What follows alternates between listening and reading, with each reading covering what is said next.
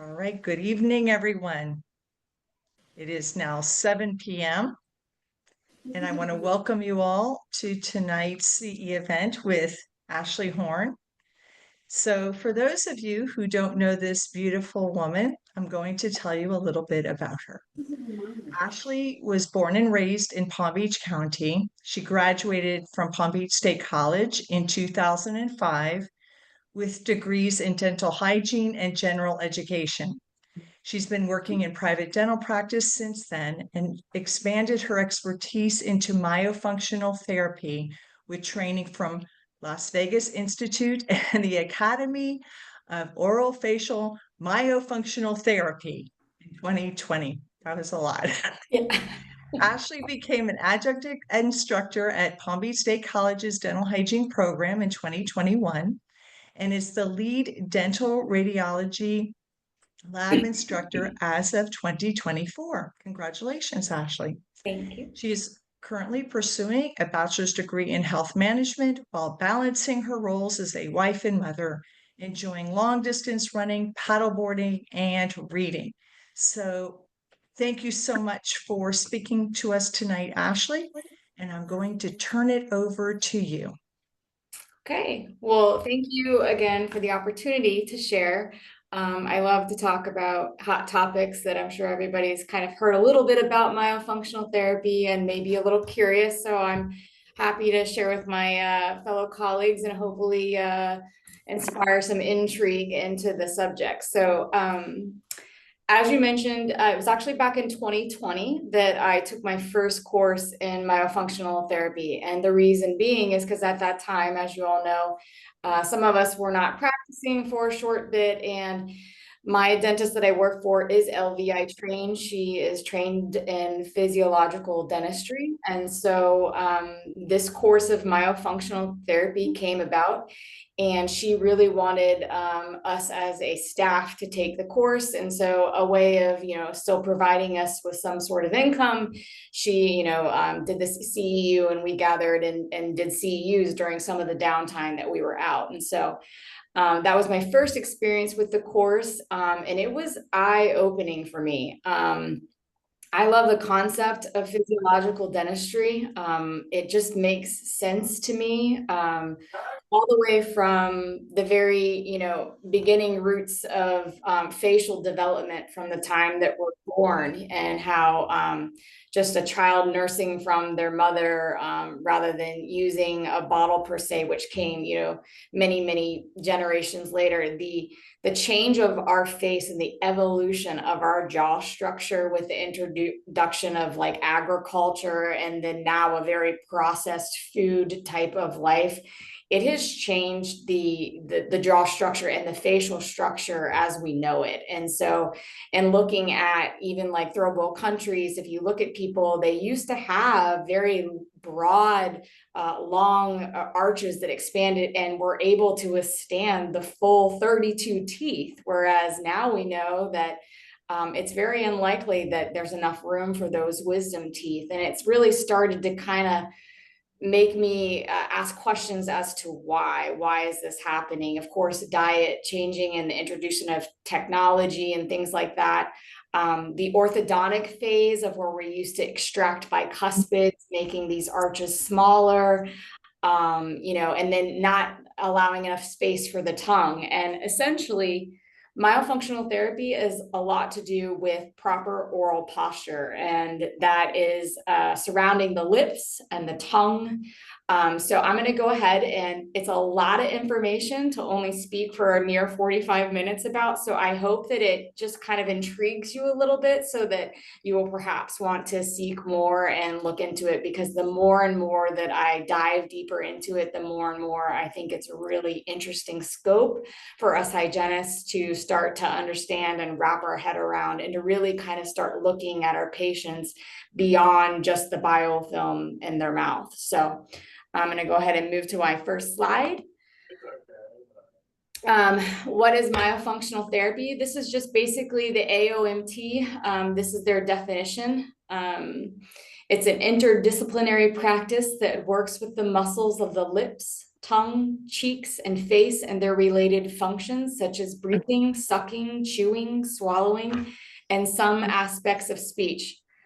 So what exactly does that mean, right? So in layman's terms, much like if you were to have a shoulder surgery or a knee surgery, you're going to need some sort of, physical rehab afterwards.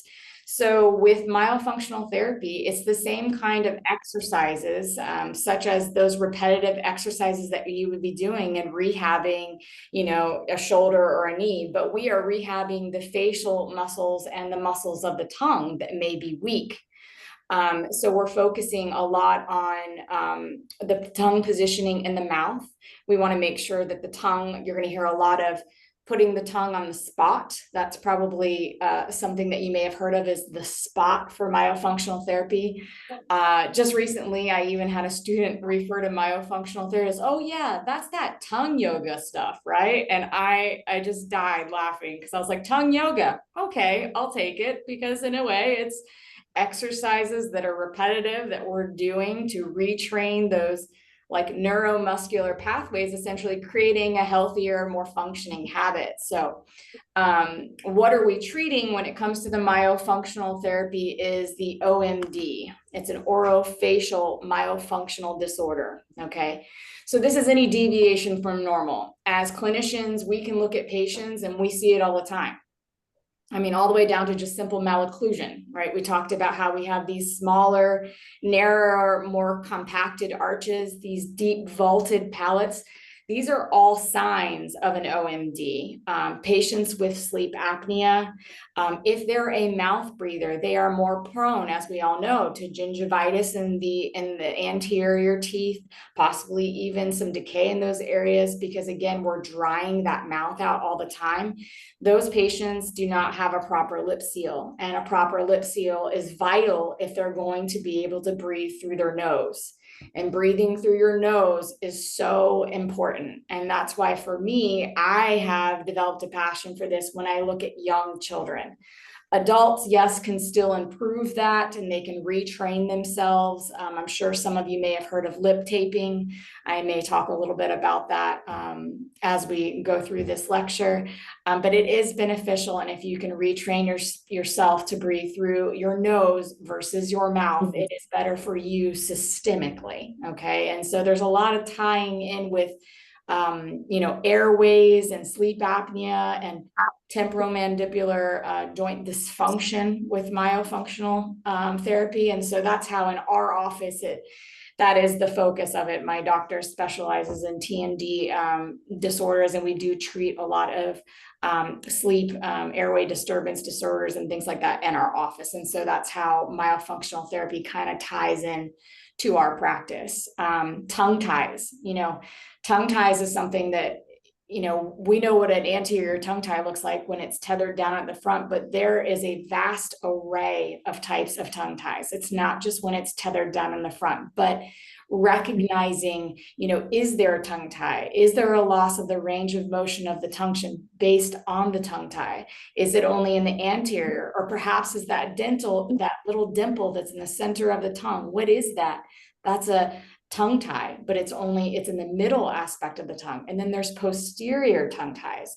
And what can we do about, evaluating our patients and finding these things and seeing if perhaps it is affecting them in some way, shape, or form, whether it be causing them to mouth breathe or not be able to chew their food properly, or in infants where it's the most important and the most vital is checking an infant to see, is this baby tongue tied? Are they going to be able to officially latch and breastfeed effectively? So working even from the very beginning with pediatricians and the La Leche leagues and things like that in the hospital with infants, as well as young mothers, and making these, seeing these things in their infant and asking more questions so that they can better help their child as they're newly developing, it is huge. And so it's just really opened my eyes up to just looking at people's faces a little bit differently. And so we'll see in some of my slides how that works. I promise you're never going to look at somebody the same ever again,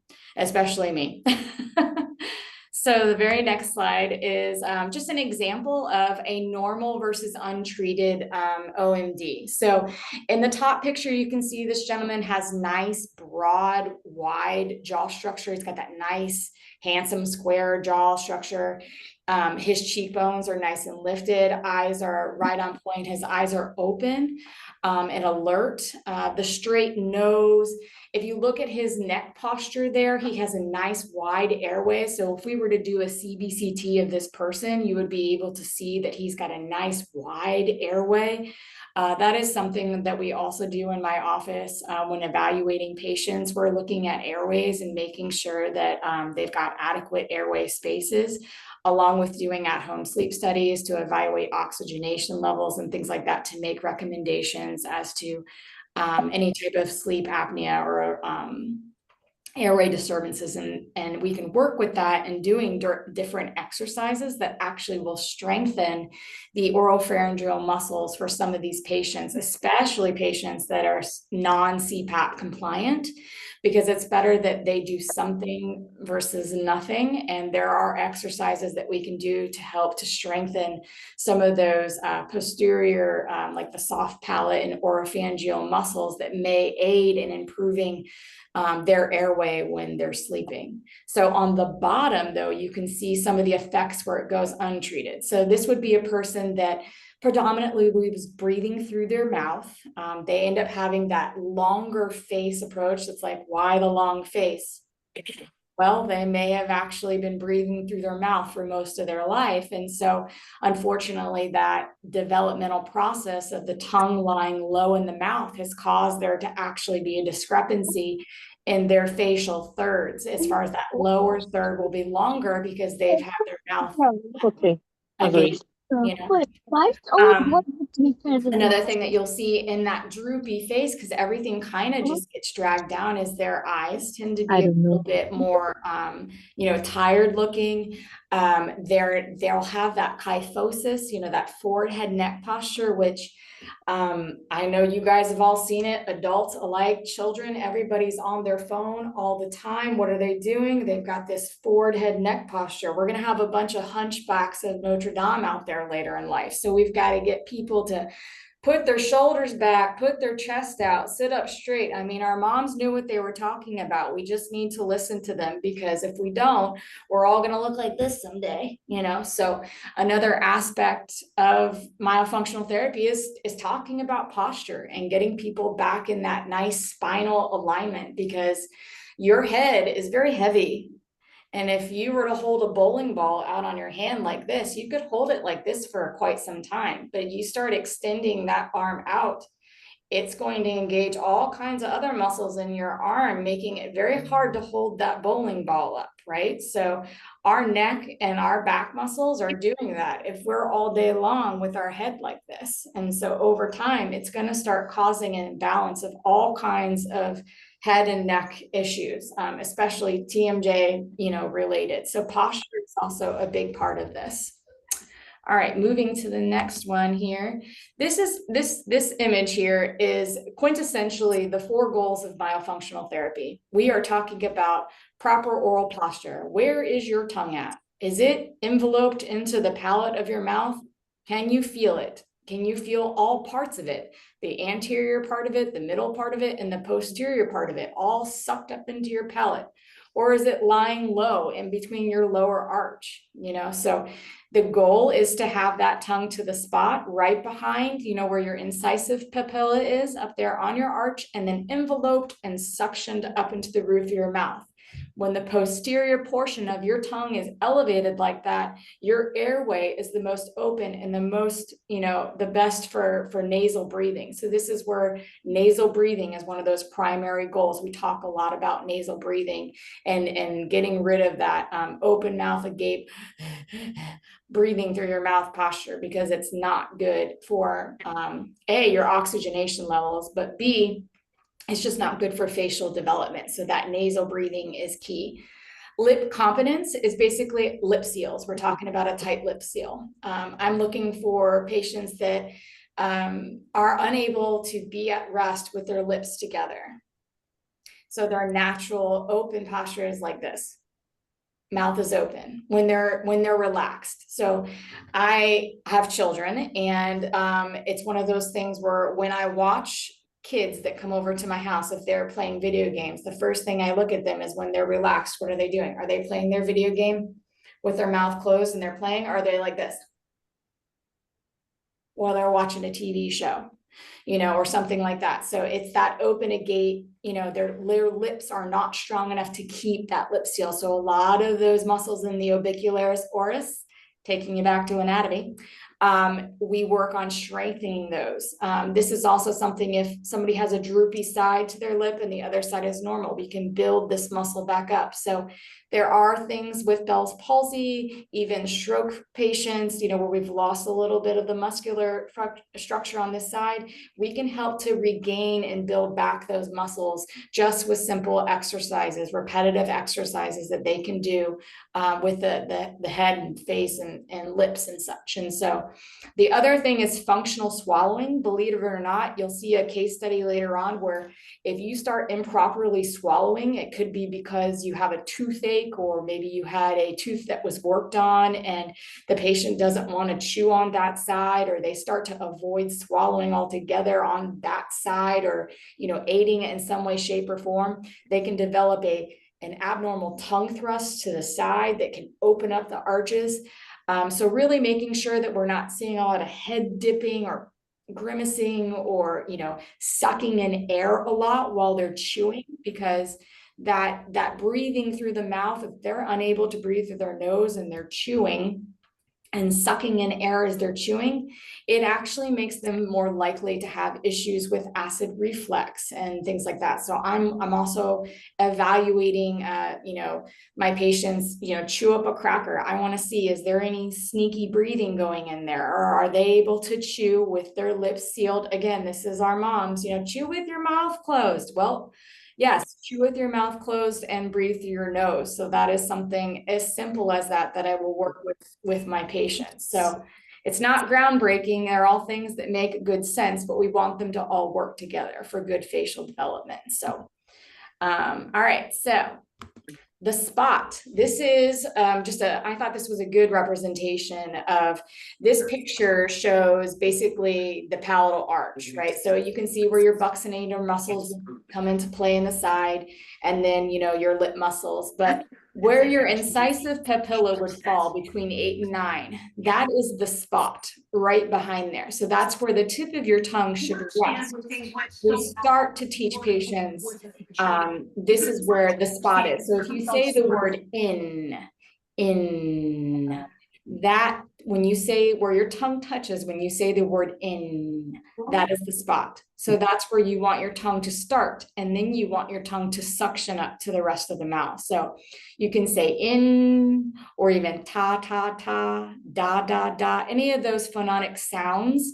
It will help you feel that spot right there at that incisive papilla where your tongue should be resting, and then the rest of your tongue should naturally suction to the roof of your mouth. And that's the goal of myofunctional therapy as far as tongue posture goes, to get that anterior, middle, and posterior portions of the tongue all sucked up nicely to that palate.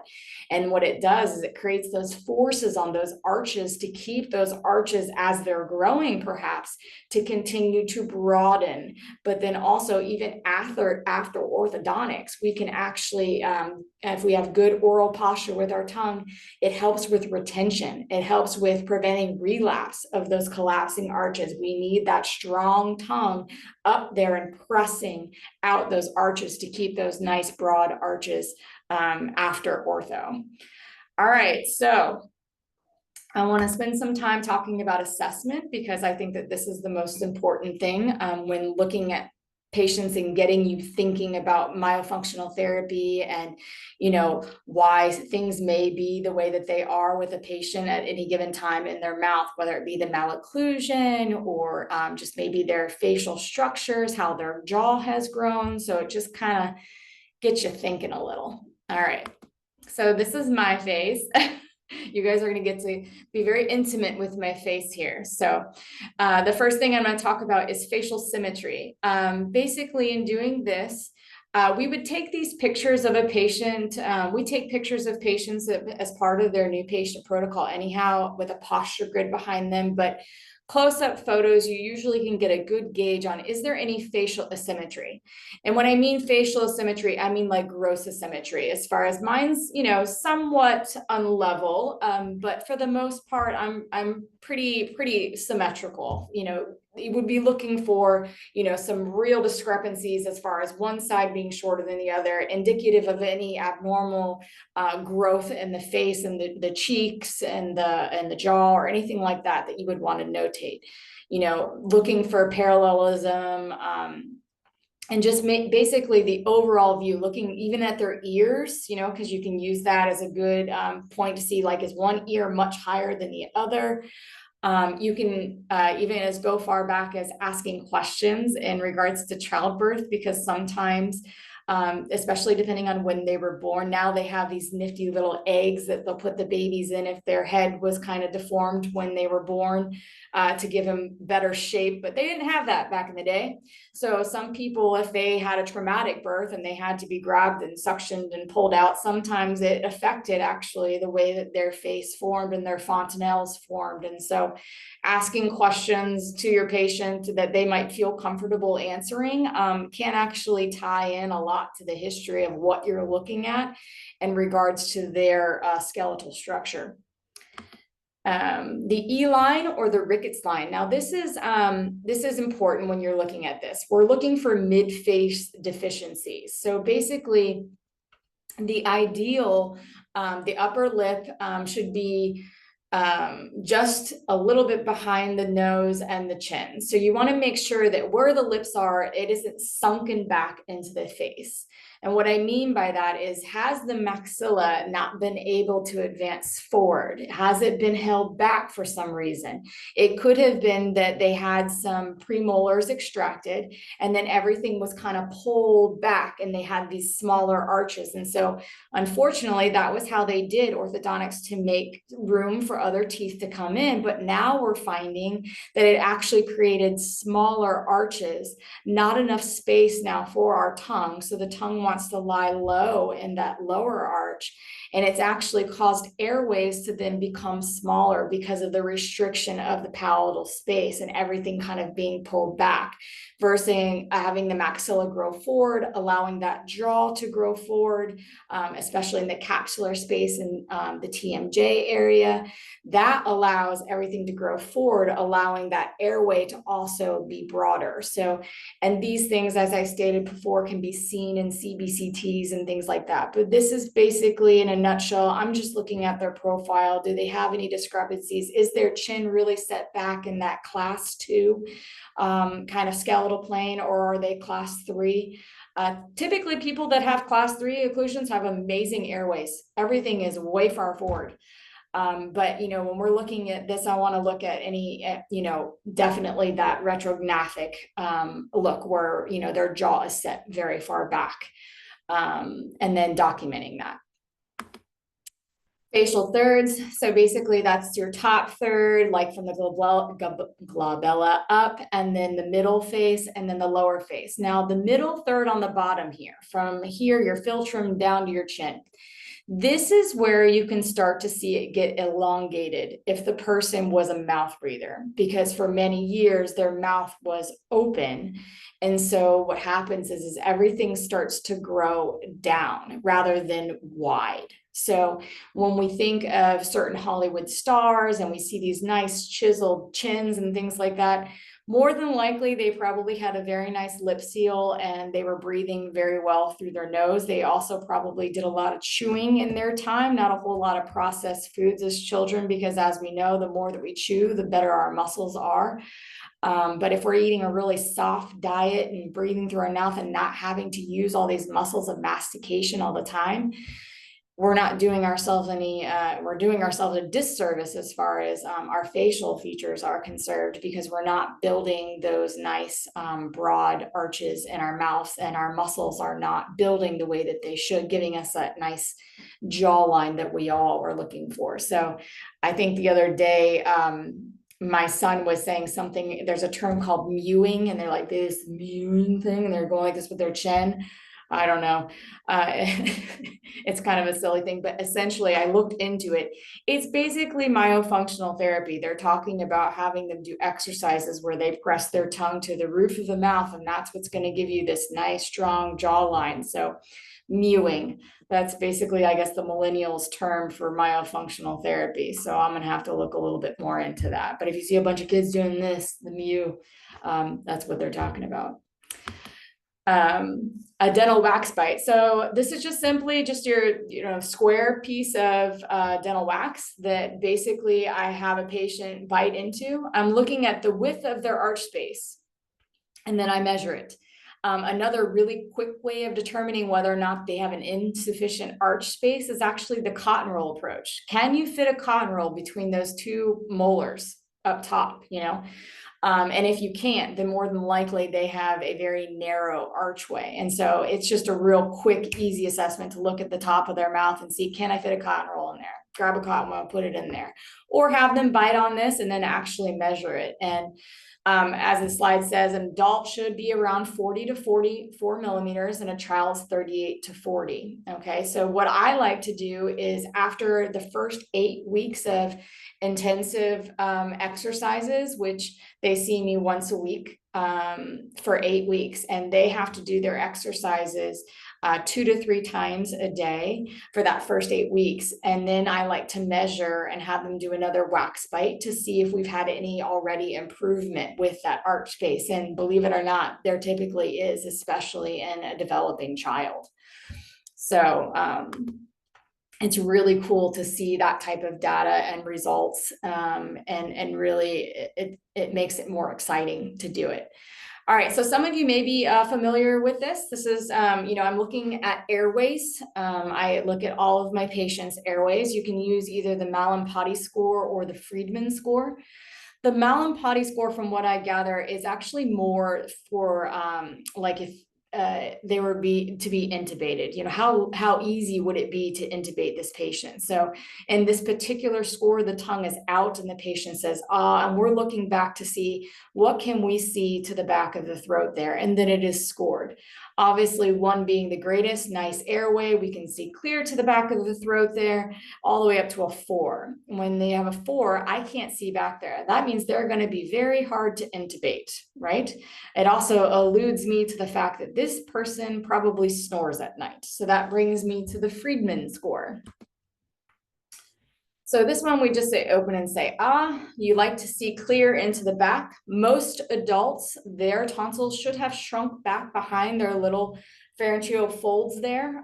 Sometimes they will be peeking out a little bit, especially if there's any postnasal drip or maybe even a current sickness there, or perhaps they don't have any tonsils at all, which you'll be able to see the scarring behind that. But if you see really large tonsils back there, we need to take that into consideration, because more than likely this person has trouble breathing through their nose. They more than likely do probably have some sort of an obstructed airway due to the tonsils, and that's where the Brodsky score comes into play as far as the tonsil grading, Brodsky tonsil grading. So just a little review for some of those things that you may have learned a long time ago, but I think it's really important to look at a patient's airway. It can tell you a lot about wear patterns on their teeth, because patients that have very large tonsils in their mouth typically grind their teeth, and so looking for those signs of clenching and grinding, they're trying to open their airway at night. That's why they're grinding their teeth. And so,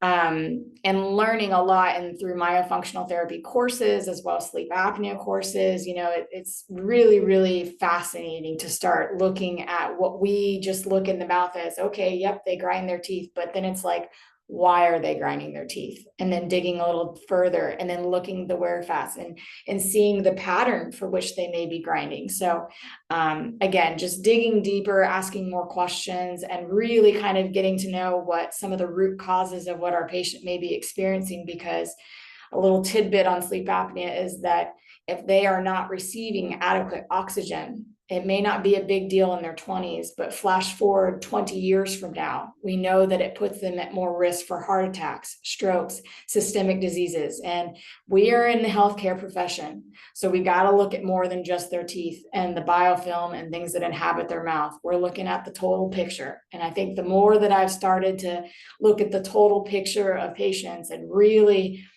trying to get into that healthcare provider mode versus just a hygienist, it's really, really intriguing and interesting, and I just can't stop learning about it. So I encourage you all to do so as well. All right, so this is a little video of me chewing. Now, let's see if I can get it to play. So what I'm doing in this video, and I do take a video of the patient that's going to go through a full program. What I'm looking for here when they're chewing is, do they adequately chew on both sides? Do they favor one side? Is their tongue moving the food from one side to the other? Are they chewing with an open mouth? Is their food flying out of their face? Messy eating as children. Children are messy eaters naturally, right? But the issue is are they unable to breathe through their nose? And that is why they're a messy eater, because they're trying to breathe through their mouth while they're chewing, which also causes them to suck in air when they're chewing, which also then causes them to have an upset stomach and acid reflux and things like that as an adult. So there's a lot that can be said about looking at someone and how they're chewing. So let's see if I can play my little video here.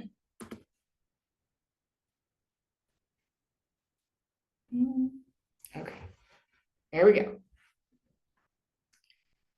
So just a simple cracker, you just have them kind of chew it back and forth, making sure that there's no discrepancies, seeing if they can keep their lips closed. Also, our tongue plays a vital, important part in clearing the food from our teeth. So do they have the full tongue range of motion, or do they have a tongue tie that prevents them from being able to clear the food from the vestibule or from, the crevices of our teeth? These are things that would allude to, okay, maybe we need to start talking about possibly doing a tongue tie release because this person can't clear the food from their mouth appropriately. They have lost or do not have that full range of motion of their tongue, which, as we know, if they can't clear the food from their teeth, then they're probably going to be more prone to developing more bacteria in their mouth because that food's going to be left over there, which could then lead to decay. So it's a cascading effect. It just kind of get you thinking about that. All right, so that's chewing. That's what I'm looking for there. Let's see, will it pause now? And then let me go to the next one. Now, the next one is swallowing. So as I had stated earlier, proper swallowing is one of those things that we are focusing on. Okay, let's change to the next one. Come on. There we go. Now, when I look at someone drink something, what I'm looking for is I'm looking for any abnormal grimaces when they swallow,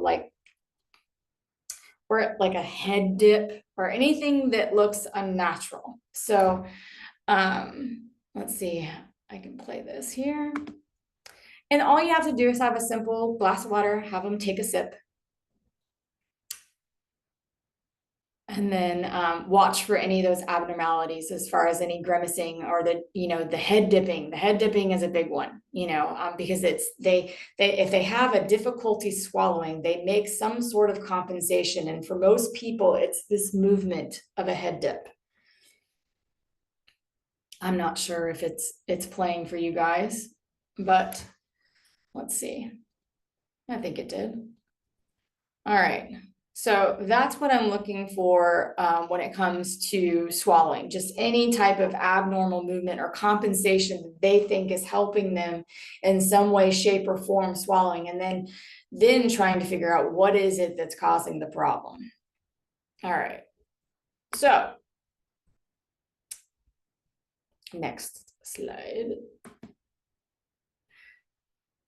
Posture is a big thing. I'm actually not going to play this video, but what we would suggest is if you have the area in your office, we have posture grids that we will take photos of them to make sure that, their shoulders are level. There's not a discrepancy in the spinal, column. We're looking for any type of abnormalities in just their gait when they're walking. So that's why the video actually usually is of a person walking away. I'll see if I can play it.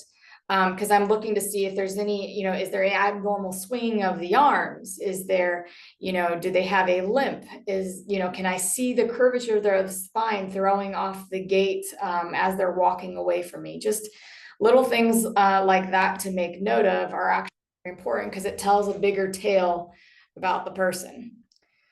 So I've got a pretty normal walk. My arms, alternate and swinging. There's nothing really that abnormal there. But if there was, you would see it. So we just basically are looking to make sure that there's balance in the body. Okay. And then I believe the next slide that I have here would be where you would have a posture grid. I didn't have one of those at home, but typically we have a grid that's kind of like a checkered grid. And it would show us if, there was any kyphosis as far as that forward head neck posture, or a slumping of the shoulders, or any type of asymmetry whatsoever in the person's posture. That curvature of the spine that sometimes you can see as well, the lordosis. Making sure that, again, we're looking at that E. Ricketts line, looking at that facial profile, looking to see, is it convex, concave, normal? So lots of data that you're accumulating and picking apart your patient to see if there's any discrepancies. Now, here we go. So this is a shot of me that, very intimate. So now these are my nostrils, folks. All right. So believe it or not, something that I'm looking at, I am looking at their nostrils because a person's nostrils say a lot to me about how they breathe. What I do is I have them do what's called the Rosenthal test. Basically, they breathe nasally for 20 times without any type of effort. And I am watching their nostrils. I'm looking at the shape of their nostrils. If their nostrils are more like a slit, as far as the one in the picture is here, that nostril collapses when I breathe in. I do not breathe as well out of that side of my nose. So it alludes to the fact that I have a deviated septum. So what does that tell me? I may struggle through breathing through my nose. And so in times of effort, I may be more prone to breathe through my mouth.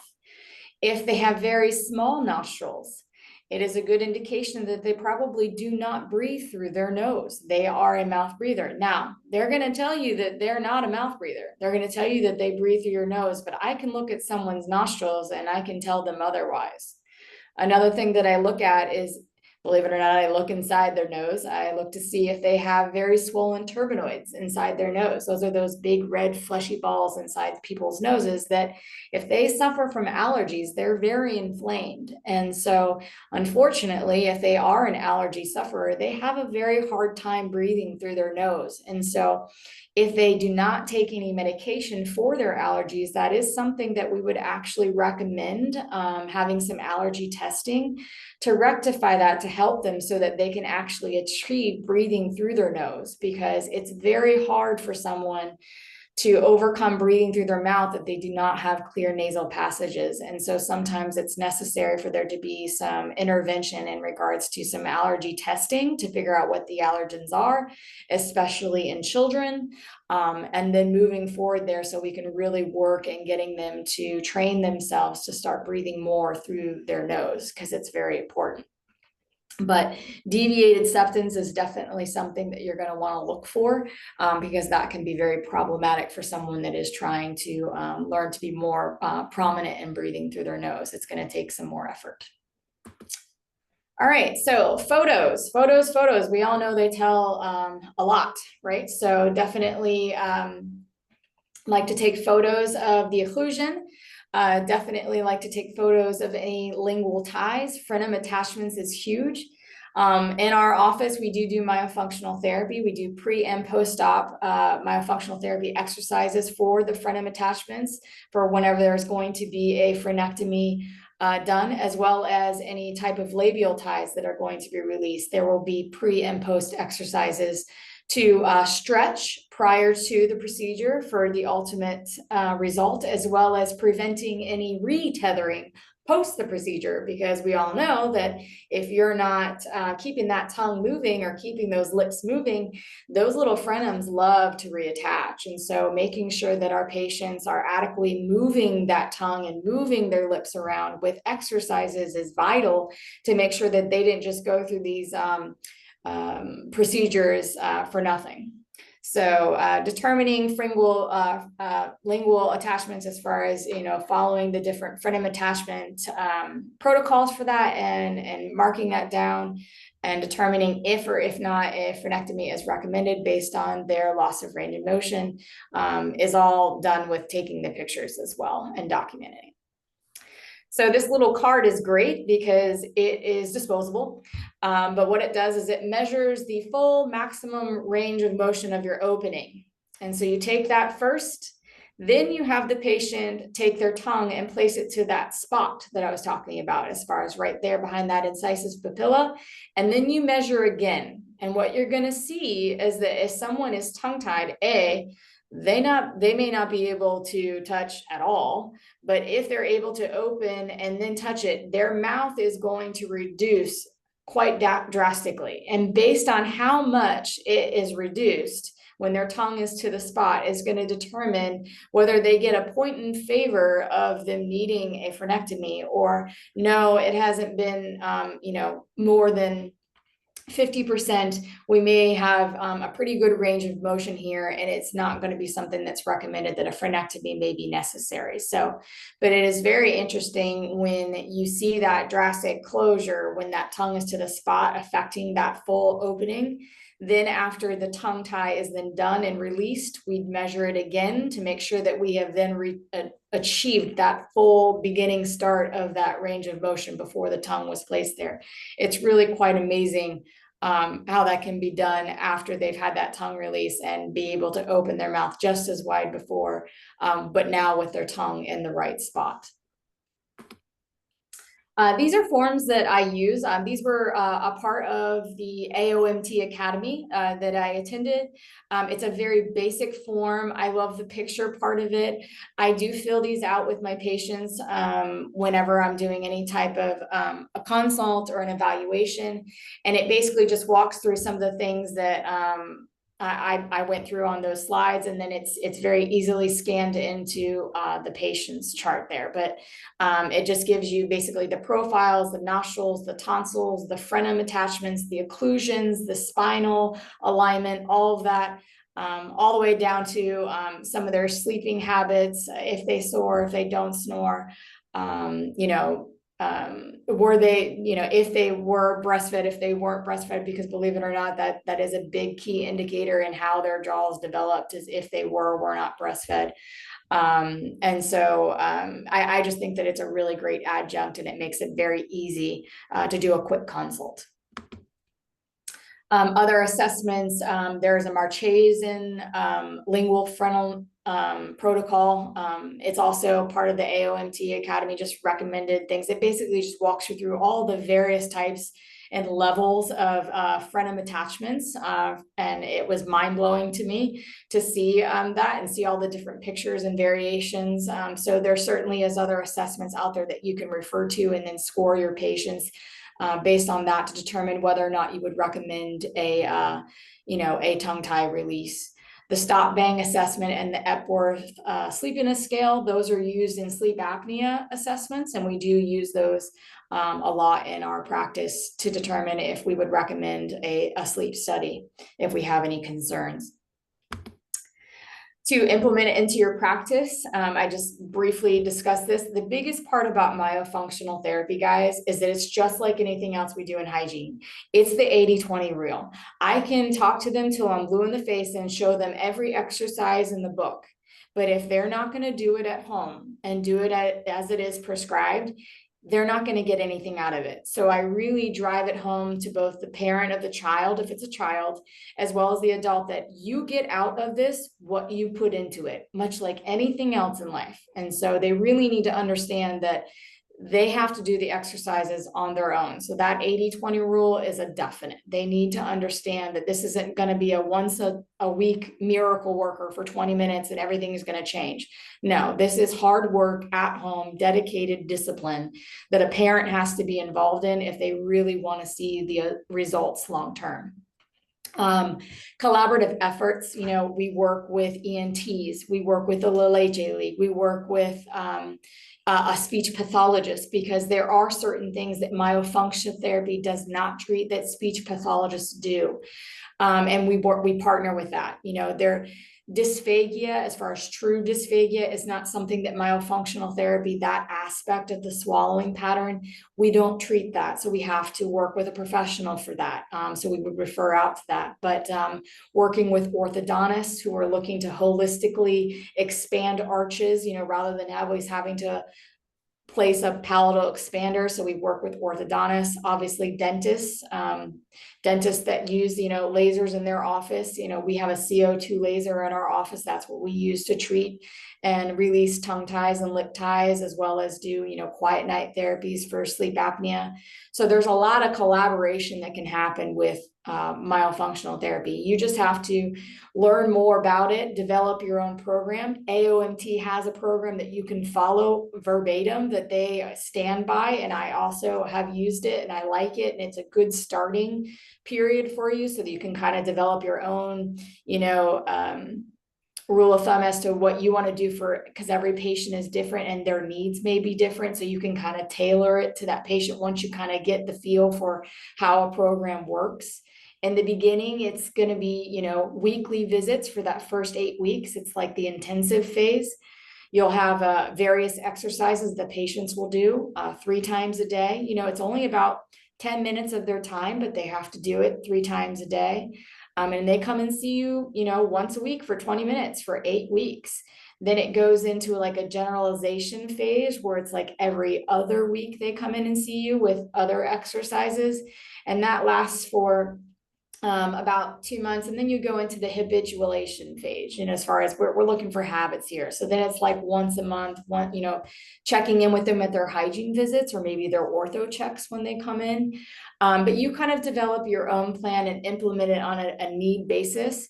This is great for telehealth. I have absolutely done this via telehealth. I find that it's better with children, obviously, to do it in office, but I've had adults that have done their exercises with me via telehealth and have had great response, and they liked the freedom of that.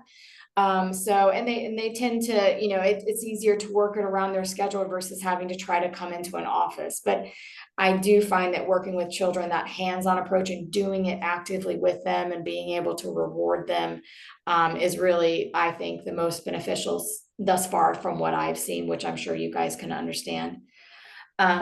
So you basically, can start creating your own program and then implementing it, talk to the dentist that you work with, seek more education. You do not have to be certified to do myofunctional therapy as a hygienist. All you need to do is educate yourself and learn the exercises and be able to talk to your patient, believe in it, help them believe in it. And you absolutely can implement this into your practice. All right, case study. So this little lovely young lady, as you can see, she had a tongue tie. And when you look at her picture too, you can see that her lips are kind of in an unrelaxed state. They're kind of pursed a little bit. And this was her resting posture. Her facial features also are just a little bit uneven this way. Her head, she kind of holds her head a little slightly cocked this way. So in evaluating her, we did decide that we were going to do some myofunctional therapy. It started with the pre-tongue release, and then she actually went through a whole program with me because her mother was really concerned about her chewing habits and swallowing. She said that she chews a lot. She's a messy eater. And so we really had to work a lot on her swallowing and chewing. Now, part of the reason why is because she had that anterior tongue tie. She definitely was breathing more through her mouth than her nose. She had very tiny little nostrils there. Her not able to manipulate that tongue back and forth, clearing the food the way that we should be able to. So therefore, she was breathing through her mouth, eating more messily because she couldn't move that tongue the way that it needed to be. So naturally, in releasing that tongue tie, you can see that in the lower portion down there. That's what it looks like if you haven't seen it. It opens up this big diamond in the bottom of the mouth. And initially, it is a little uncomfortable, soft diet for a few days, but believe it or not, the mouth is a healing machine and it doesn't really bother them. Both of my children were tongue-tied when they were born, and they were able to release the tie and they nursed right away. And babies don't even realize it, but it is something that a skilled pediatrician, or perhaps spreading the word to some of our new moms to start looking in their babies' mouths if they're having a hard time nursing, bringing about that awareness is key. Because I know as a new mom, it was not something, even as a hygienist, when I had my children, I didn't think to know anything about it, except for I was really struggling with nursing my first child. And that's when they were like, well, she's tongue-tied. And I was like, well, what? And I couldn't believe I had missed it. And so that was a eye-awakening thing for me. And of course, I shared with all of my friends, and we all started looking and spreading the word, so that everybody can start looking at tongue ties a little bit differently, and then finding them more readily. But this young lady, she was referred to us by an orthodontist. They really wanted to see if we could achieve that arch expansion, because she had the low-lying tongue posture, being tongue-tied. We really wanted to get that tongue up into that palate, pressing and spreading those arches out developmentally so that she didn't have to go through any type of palatal expansion. And I'm happy to report that I saw her the other day, and she actually does not have to have palatal expansion. The orthodontist is very happy that she went through the myofunctional therapy. So it did work. So I'm very happy about that. This patient was really cool. She was in her mid-30s. She developed this very large open bite, as you can see there. That was from an abnormal swallowing pattern. She had a tooth that she had worked on, and over time it really bothered her, and so she actually veered from chewing on that side and started altogether chewing on the other side, and it completely threw off her entire occlusion, and she developed this tongue thrust. The tongue literally grew into that spot. So we had to work really, really hard with getting that tongue to be sucked up into the palate and not being inside that freeway space between the teeth there. And it was overgrown. I mean, we had to really, really work at getting that tongue and those muscles, those transverse muscles of the tongues, to squeeze in into that arch and get her really pressing up into the roof of her mouth. And with the help of orthodontics, we were able to get it to close down as much as possible, even with some of the jaw abnormalities that she had as well. But she was a really cool case to see and work with myofunctional therapy. This last case, you can see the dimple in the middle of her tongue. That is a middle tongue tie. That's what that dimple is. So the next time you look in a patient's mouth and they have this weird dimple in the middle of their tongue or somewhere in their tongue, that's a tongue tie. Not every dentist can actually release these middle and posterior tongue ties. They tend to be more advanced, so an oral surgeon would have to be referred out for those. But the anterior tongue ties, a dentist can receive training in that and release those. But she was another really good case. You can see she had a very, very thick labial tie here in the front that then was removed. And the exercises that we would have to do for those to keep the lip from reattaching is like a monkey face, where we have them blow air and hold.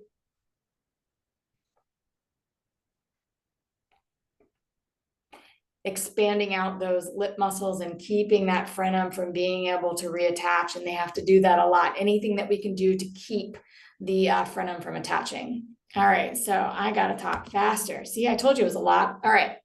So here's some exercises that I do. Every patient gets like a little baggie, and in their baggie, they have a little bag of tricks. So, and I have my patients put their little tools in there that they would use for every week. So first couple extra, this is what's called a button pull. This helps with the lip strengthening. So we're looking for that popping noise, and they would do that repeatedly. And as they're doing it, they're working on strengthening these lip muscles here. Okay, so this is a really good, important one for that. Another one is we have them inflate a balloon. This is actually for nasal breathing. And if you've never blown up a balloon by breathing in through your nose and breathing out through your mouth, I challenge you, because it's not easy. But what we have them do is, without using their hands,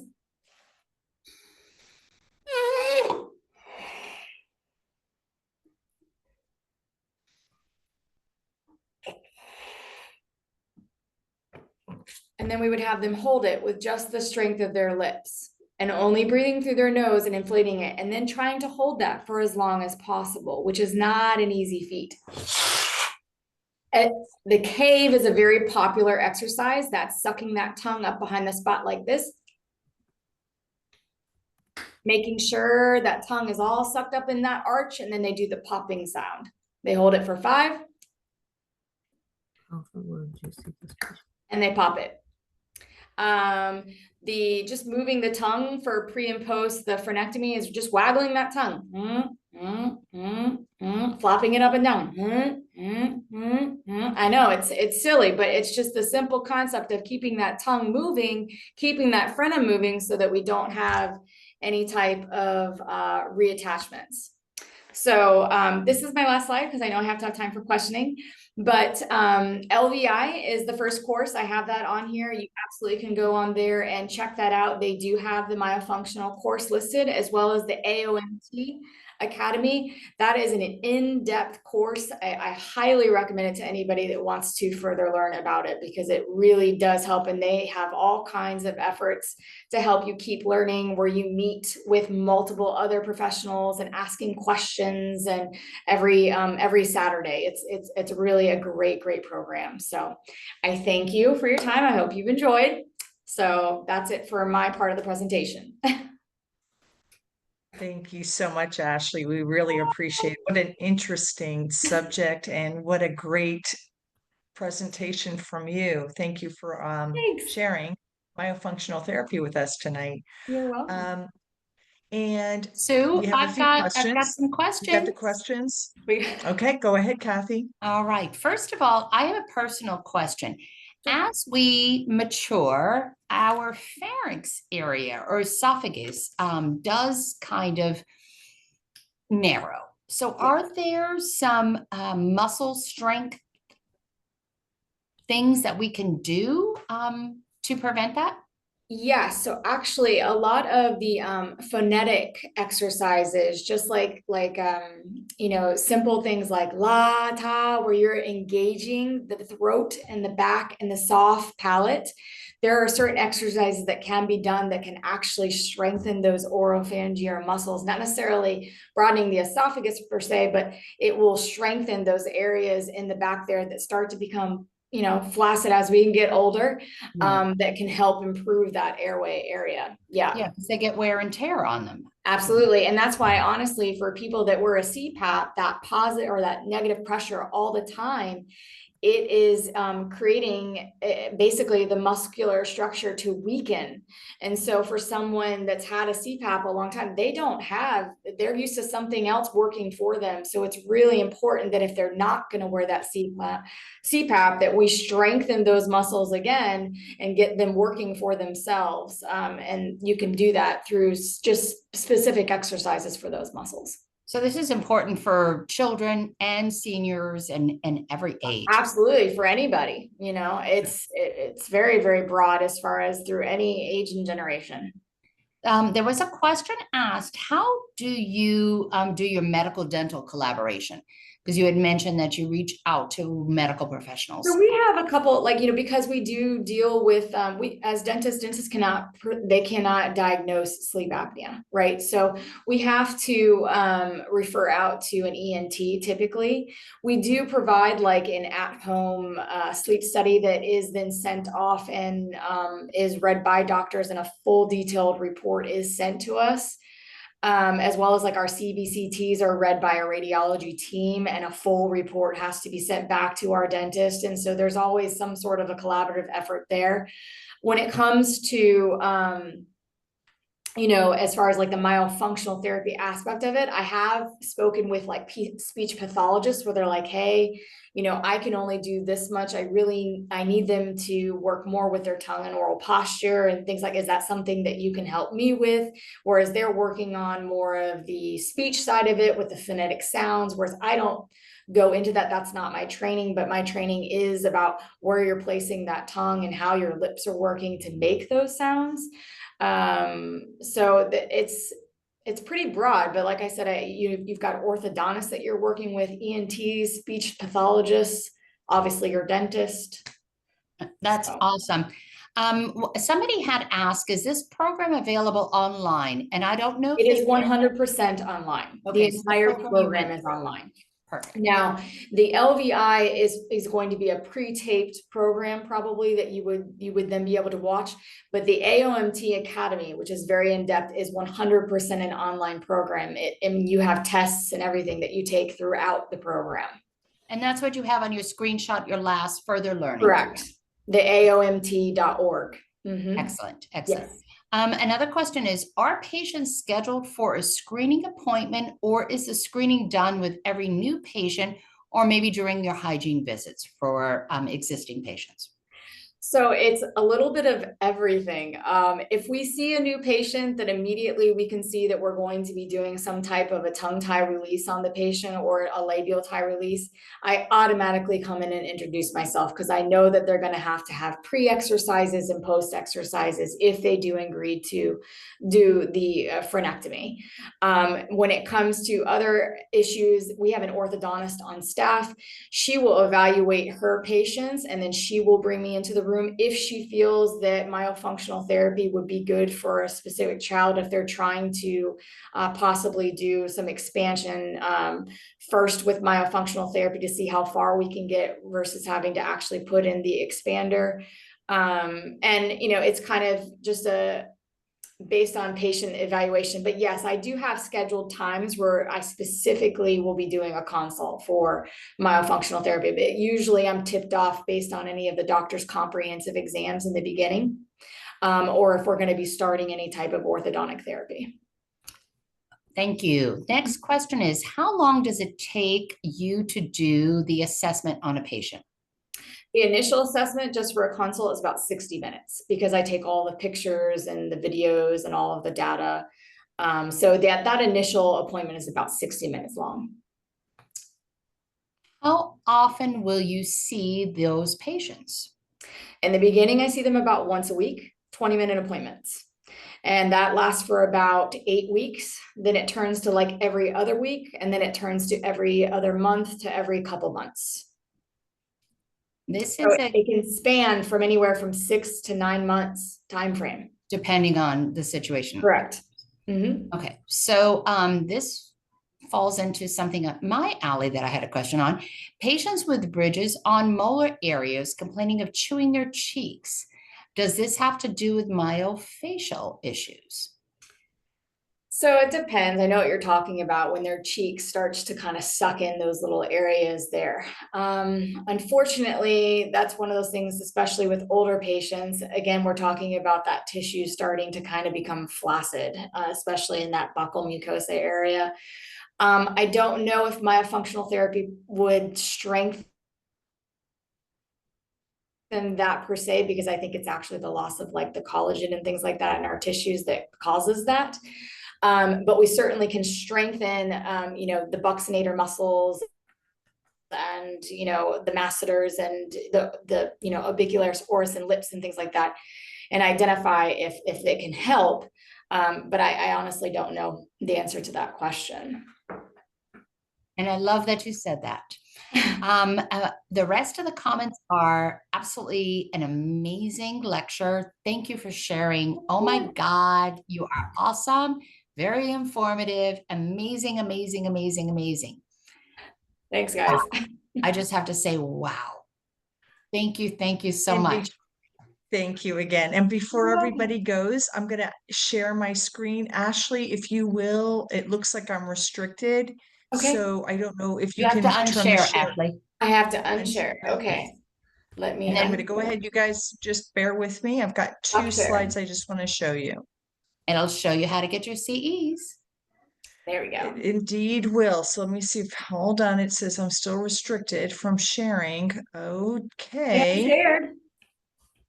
I'm trying to share and it's not going to let me share. All right, send it to me. I can share. All right.